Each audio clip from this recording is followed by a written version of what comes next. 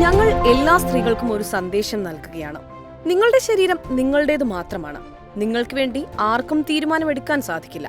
ഗർഭഛിദ്രം മൗലിക അവകാശമാക്കി ഭരണഘടനയിൽ ഉൾപ്പെടുത്തുന്ന ഭേദഗതി പാസാക്കിയതിലൂടെ ഫ്രഞ്ച് പ്രധാനമന്ത്രി ഗബ്രിയേൽ അത്തൽ പാർലമെന്റിൽ പറഞ്ഞ വാചകങ്ങളാണിത്. ഇതിലൂടെ ഗർഭഛിദ്രത്തിനുള്ള അവകാശം ഭരണഘടനയിൽ ഉൾപ്പെടുത്തുന്ന ലോകത്തിലെ ആദ്യത്തെ രാജ്യമായി ഫ്രാൻസ് മാറിയിരിക്കുകയാണ്. പുതിയ തീരുമാനത്തിലൂടെ ഗർഭഛിദ്രം നടത്താനുള്ള അവകാശം സ്ത്രീകൾക്കും ലഭിക്കും. എംപിമാർ വോട്ടെടുപ്പിലൂടെയാണ് ഭേദഗതി പാസാക്കിയത്.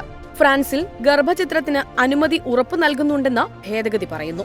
വോട്ടെടുപ്പിനെ തുടർന്ന് പാരീസിലെ ഈഫൽ ടവറിൽ എന്റെ ശരീരം എന്റെ അവകാശം എന്ന സന്ദേശത്തോടെ വിളക്കുകളും തെളിച്ചിരുന്നു. ഫ്രഞ്ച് പാർലമെന്റിലെ 2 സഭകളിലും വോട്ടിനിട്ട ബില്ല് അതിവേഗത്തിലാണ് പാസ്സായത്. ഫ്രാൻസിൽ ഭരണഘടനാ ഭേദഗതി നടത്തുന്നതിന് 5-ൽ 3 ഭൂരിപക്ഷമാണ് വേണ്ടത്.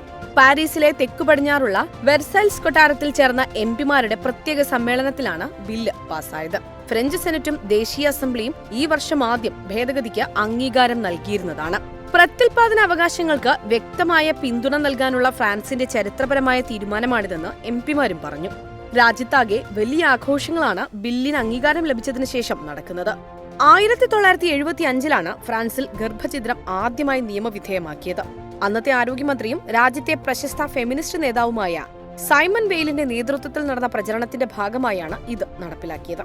ഫ്രാൻസിൽ ഗർഭഛിദ്രം പരക്കെ പിന്തുണയ്ക്കപ്പെടുമ്പോഴും അമേരിക്കൻ രാഷ്ട്രീയത്തിൽ ഇതിനെക്കുറിച്ച് ഭിന്ന അഭിപ്രായങ്ങളാണ് ഉള്ളത്.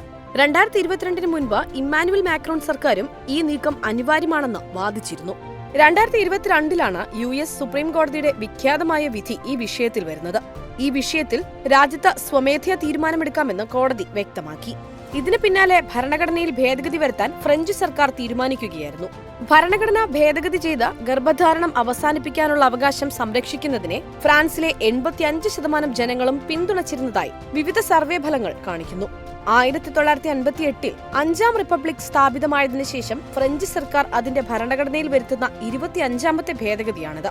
എന്നാൽ ഭേദഗതിക്കെതിരെ എതിർപ്പറിയിച്ച് കത്തോലിക്ക സഭയും രംഗത്ത് വന്നിരുന്നു. അതേസമയം പ്രസിഡന്റ് മാക്രോൺ തെരഞ്ഞെടുപ്പ് ലക്ഷ്യങ്ങൾക്കായി ഭരണഘടന ഉപയോഗപ്പെടുത്തുകയാണെന്ന വിമർശനവും ഉയർന്നിട്ടുണ്ട്.